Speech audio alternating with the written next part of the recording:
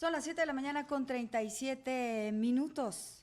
Vamos a cambiar de tema y vamos a hablar de cosas importantes para nuestra región porque tienen que ver con la relación comercial. Está con nosotros el doctor Octavio de la Torre de Stéfano, CEO de TLC, asociados, asesor principal de la Comisión de Comercio Exterior para el Telecán de la zona noreste con Canaco Servitur, miembro del cuarto de junto durante las negociaciones, presidente de la región de Norteamérica de la Confederación de Operadores Económicos Autorizados de Latinoamérica, España y el Caribe, entre otros.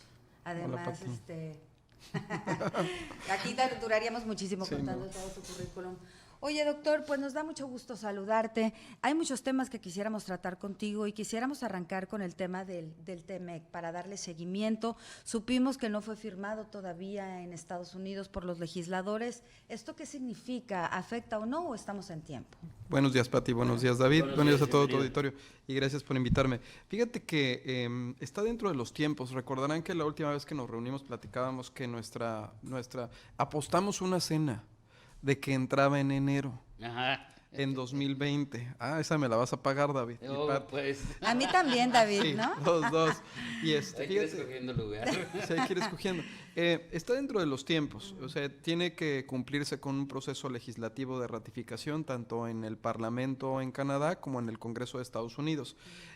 Prevemos o estamos esperando que en septiembre se termine de concretar la ratificación del TEMEC por el Congreso de Estados Unidos, y en el caso de Canadá tendría que darse a más tardar la segunda quincena de octubre, porque después entran a una veda parlamentaria por sus temas de elecciones.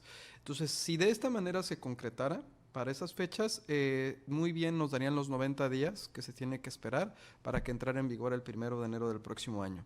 Hay algunas señales que me parecen positivas, como por ejemplo el acuerdo en principio que ya tuvieron para el tema del tomate, tanto México como Estados Unidos. Es una discusión que se tiene desde 1992, no es una situación reciente ni nueva, es una discusión que siempre ha estado en la mesa y bueno, ya se da un acuerdo jurídico entre los tomateros mexicanos y los de Estados Unidos de Norteamérica. De hecho, me llamaba la atención que una de las chicas que trabaja conmigo me mandaba fotografías de que ahora los tomates que están comprando en las cadenas aquí cruzando en Estados Unidos son de Canadá, ¿no? Origen Canadá. Entonces, ayer platicábamos del tema del tomate y me dice, pues, ¿qué crees? Estoy en la tienda, ¿no? Y que estoy viendo, pues, que los tomates que estoy consumiendo no son de México. No son mexicanos, son canadienses. ¿Qué significaría eso? Pues siempre cuando se da una situación de restricción, las cadenas de abasto no se detienen. O sea, el consumidor siempre va a estar presente y la cadena de abasto a nivel internacional, tratándose de un mundo ya tan globalizado en términos comerciales, pues sustituye el producto de otro origen.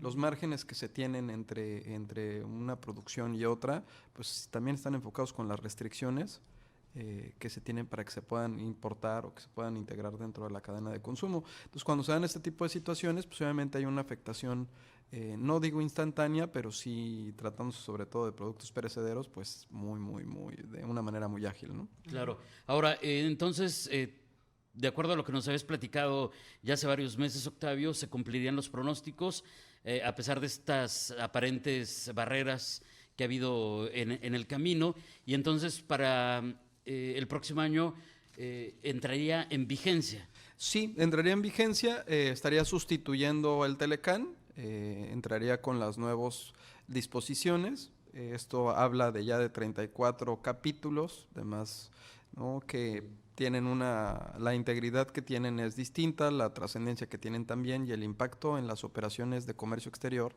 en nuestras relaciones también. Va a ser muy interesante porque es un tratado que no nada más nos habla de cuestiones comerciales, sino también tiene temas laborales, sociales, ¿no? Integra capítulos como el de pymes, tiene cuestiones de género. Entonces es un tratado que es una cuarta generación en negociaciones de tratados de libre comercio y sobre todo por la magnitud que representa, porque esta zona en particular, el comercio que tenemos representa el 25% del PIB del mundo, ¿no? Entonces, en riqueza, nada más. Entonces estamos hablando de que estamos haciendo comercio en una zona que se vería más fortalecida. Esto obviamente va a incentivar la inversión extranjera directa, porque el propio tratado establece disposiciones que protegen a este sector de manera particular. También va a incentivar temas en la frontera, particularmente en Baja California, uno que me gusta muchísimo, el del turismo médico o de bienestar, de salud. Este turismo que está creciendo a pasos agigantados en Baja California. Es un crecimiento de más del 7%. Somos de los estados que mayor crecimiento hemos tenido en los últimos años y de los cuales existen políticas públicas firmes y sólidas para motivarlo. Este tipo de turismo, del cual nosotros pues viven muchas familias, porque la economía colaborativa decanta totalmente en este tipo de economía. El visitante ocasional o el visitante que va a tener una cirugía o que viene al dentista o que viene a hacerse algún tema estético. Y dentro del propio TEMEC hay un capítulo que es comercio transfronterizo de servicios que va a permitir el que exista mayor agilidad y existan algunas otras series de condiciones en homologaciones, en acuerdos de reconocimiento mutuo, ¿no? En trámites, en permisos que pueden potencializar todavía más este sector.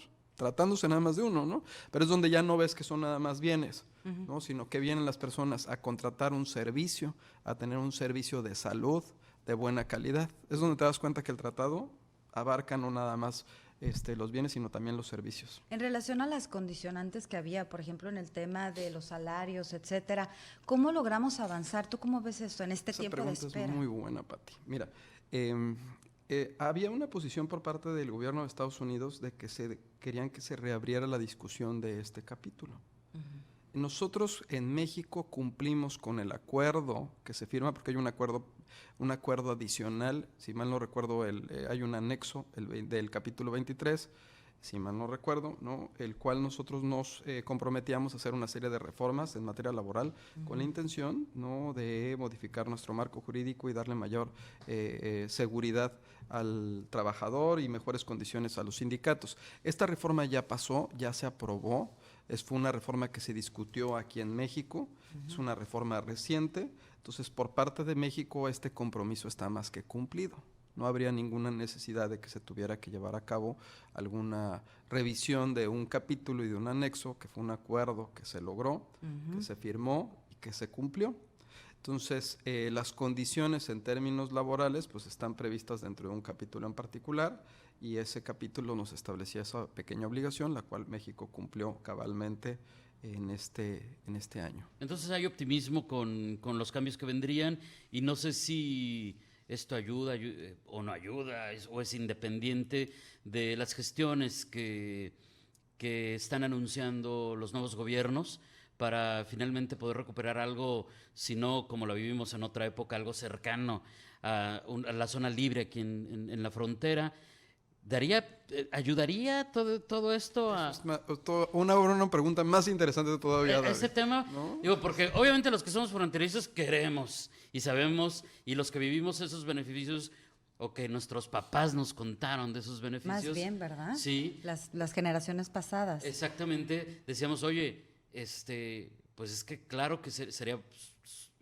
lo ideal. Tenemos que hacer un corte, Octavio, ya nos llevamos con el tiempo. Hacemos la pausa súper breve y regresamos para que nos respondas esto y también si nos platicas un poquito este asunto de las nuevas medidas que están tomando por parte del gobierno mexicano y específicamente de Hacienda, que están sustentadas por parte de ellos en, por ejemplo, la evasión de impuestos, las empresas fantasma, pero que de repente se desdobla a cosas que parecieran pasos hacia atrás, ¿no?